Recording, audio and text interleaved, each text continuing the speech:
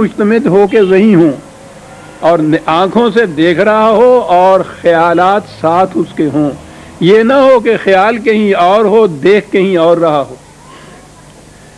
یہ جو کیفیت ہوگی کہ دیکھ رہا ہو کہیں اور، خیالات کہیں اور ہوں، یہ تو منافقت ہو جائے گی.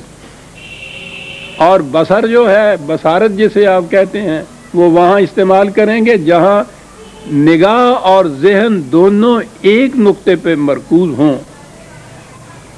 تو یہ وہ کیفیت ہوگی کہ جہاں فی الحقیقت کوئی دیکھ رہا ہوگا، سمجھ رہا ہوگا، اور وہ منافقت کی کیفیت ہوگی جہاں صرف نظرہ کی کیفیت ہوگی.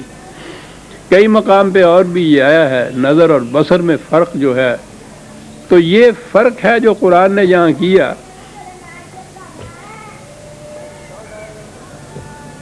کہ وہ آتے ہیں، محفل میں بیٹھے ہوئے ہوتے ہیں، تمہاری طرف تاک رہے ہوتے ہیں نظر، لیکن خیال کہیں اور ہوتا ہے. اور باہر جا کے پوچھتے ہیں ان لوگوں سے جنہوں نے اس کو سمجھا ہوتا ہے کہ یہ کیا کہہ رہا تھا. قرآن کہتا ہے اسی کو دلوں پر مہر لگ جانا کہتے ہیں. اب غور کیجئے، یہ چیز بارہا بار آ چکی ہے کہ ان چیزوں کو قرآن لفظاً تو ایسا ہے جیسے خدا اپنی طرف منسوب کرتا ہے، طبع اللہ علی قلوبہم، اللہ نے ان کے دلوں پر مہر لگا دی. اور بات اس نے کی یہ ہے کہ یہ کیفیت جو اپنے اوپر یہ طاری کرتے ہیں، ان کی نفسیاتی کیفیت، واتبعوا الہویٰ، اپنی ہی مفاد پرستی کے پیچھے، تو اس کا نتیجہ یہ ہوتا ہے کہ پھر آہستہ آہستہ دلوں میں سمجھنے کی صلاحیت ہی نہیں رہتی. وہ ہر وقت اپنی مفاد پرستیوں کے خیال میں ڈوبا رہتا ہے. یہ کیفیت پیدا ہو جاتی ہے. یہاں سے ایک بڑی اہم چیز سامنے آتی ہے.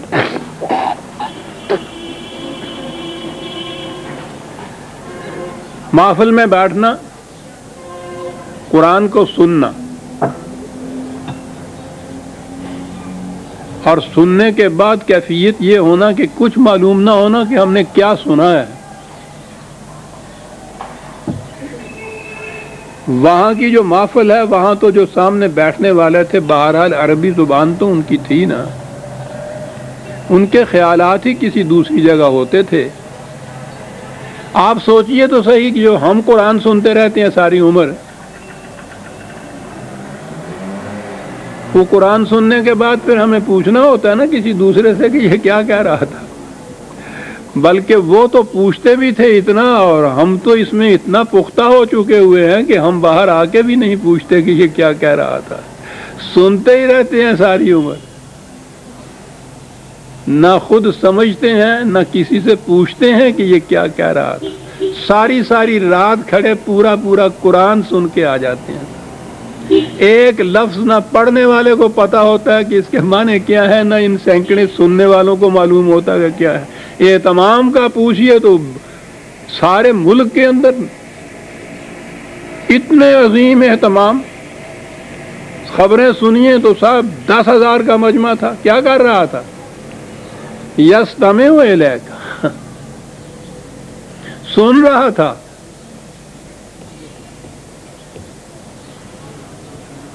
اور میں نے عرض کیا ہے کہ ان کے دل میں تو پھر بھی یہ کریت پیدا ہوتی تھی، چلیے باہر آ کے ہی صحیح کسی سے پوچھا تو صحیح کہ یہ کیا کہہ رہا تھا. ہمارے دلوں پہ تو مہر لگنے کی کیفیت ایسی ہے، سیلڈ ہو چکے ہیں. ہمیں یہ سننے کے بعد اتنا بھی نہیں دل میں کھٹک پیدا ہوگی کہ پتہ تو لے کے کیا کہا ہے. یہ عجیب چیز ہے مذہب کی دنیا. اسے چھوڑ کر کوئی بات کوئی دوسرا کرے، اگر وہیں آپ کی سمجھ میں نہ آیا ہو تو اسی سے آپ پوچھ لیتے ہیں کہ معاف فرمائیے میں سمجھا نہیں آپ کی بات، ذرا دہرا دیجئے. وہاں اگر نہیں موقع ملا ہے تو کوئی ساتھ ہے تو اس سے پوچھتے ہیں کہ صاحب میں نے بات اچھی طرح سمجھی نہیں، یہ کیا بات تھی؟ کیوں یہ ہے نا چیز جو آپ کرتے ہیں ہمیشہ، کوئی اور بات ہو مذہب کے سوا، اس میں یہ ہوتی ہے ہماری روش، ہمارا رد عمل کہ جو بات سمجھ میں نہیں آتی اسی وقت یا تو پوچھ لیتے ہیں کہنے والے سے یا کسی دوسرے سے جس نے بات سنی اور سمجھی ہو. لیکن یہ عجیب ایک مرحلہ ہے مذہب کا کہ اس کے اندر ساری عمر ہم سنتے رہتے ہیں اور کبھی یہ دل کے اندر کٹگی پیدا نہیں ہوتی کہ اس کو سمجھ تو لیں جو ہم سن رہے ہیں. خود نہیں سمجھا جاتا, کسی سمجھنے والے سے پوچھ تو لیں کہ اس نے کیا کہا تھا. کچھ نہیں, سنتے رہتے ہیں. ساری عمر پڑھتے بھی رہتے ہیں, ناظرہ جسے کہتے ہیں. اور یہ بھی مخصوص ہے مذہب کے ساتھ. دنیا کی کوئی کتاب آپ ناظرہ نہیں پڑھتے, یعنی اس کے الفاظ پڑھتے چلے جائیں اور آپ کو معلوم ہی نہ ہم کیا پڑھ رہے ہیں. اسے ناظرہ کہتے ہیں نا. سوچ رہے ہیں آپ کبھی کھڑے ہو کے؟ ذہنوں میں ایک چیز ہے کہ اس سے ثواب ہوتا ہے, ایک تسکین ہے. عزیزان من, کوئی ایسی عبارت, کوئی ایسے الفاظ, کوئی ایسی کتاب بھی ہے کہ اسے آپ سمجھیں نہ اور پھر ساری عمر پڑھتے چلے جائیں اور اپنے آپ کو یہ ایک اطمینان دلاتے چلے جائیں کہ اس سے کچھ ہوتا ہے. ارے کسی اور کتاب سے کیوں نہیں آپ یہ کچھ کرتے؟ اسی کی تخصیص یہ کیوں ہے؟ معاذ اللہ, کیا یہ کتاب ایسی ہے کہ جس کے معنی کچھ نہیں ہے, الفاظ ہی الفاظ ہیں.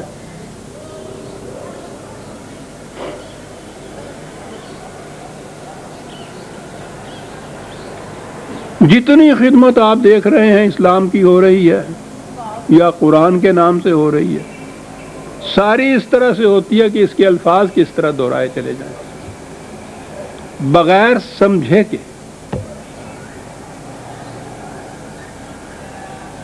وَمِنْهُمْ مَنْ يَسْتَمِعُ إِلَيْكَ حَتَّى إِذَا خَرَجُوا مِنْ عِنْدِكَ قَالُوا لِلَّذِينَ أُوتُوا الْعِلْمَ مَاذَا قَالَ آنِفًا.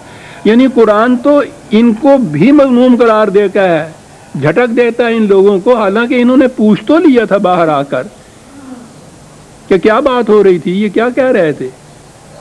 سوچئے کہ ان کے مقابلے میں ہمارا میزان خداوندی میں ہمارا کیا وزن ہے, جو باہر آ کے بھی نہیں پوچھتے کبھی کہ کیا کہا تھا یہ ساری رات ہم نے کیا سنا ہے.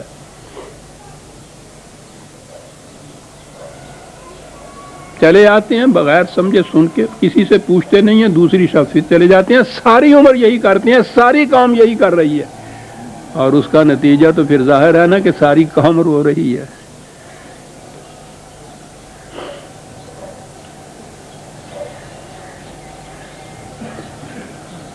وَاتَّبَعُوا أَهْوَاءَهُمْ. قرآن نے بتا دیا کہ ایسی کیفیت کیوں ہوتی ہے.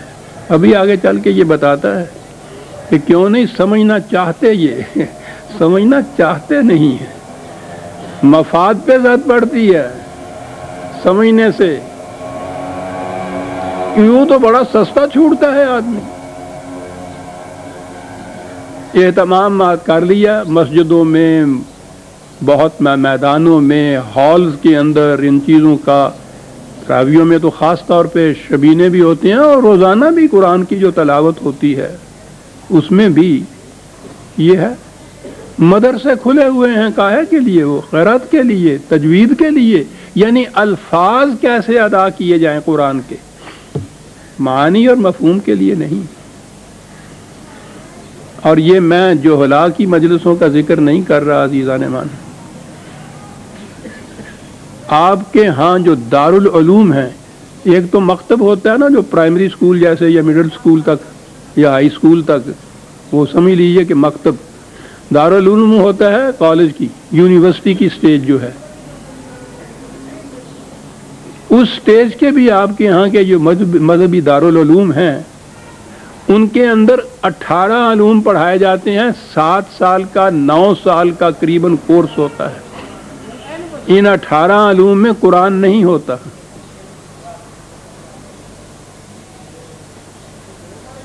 آخری سال سورہ بقرہ, صرف ایک تفسیر ہے بیضاوی کی, وہ سورہ بقرہ کی آخری سال وہ تعویذ کی طرح اتنی سی شرط پوری کی جاتی ہے. پورا قرآن نہیں ہے اس نصاب میں داخل.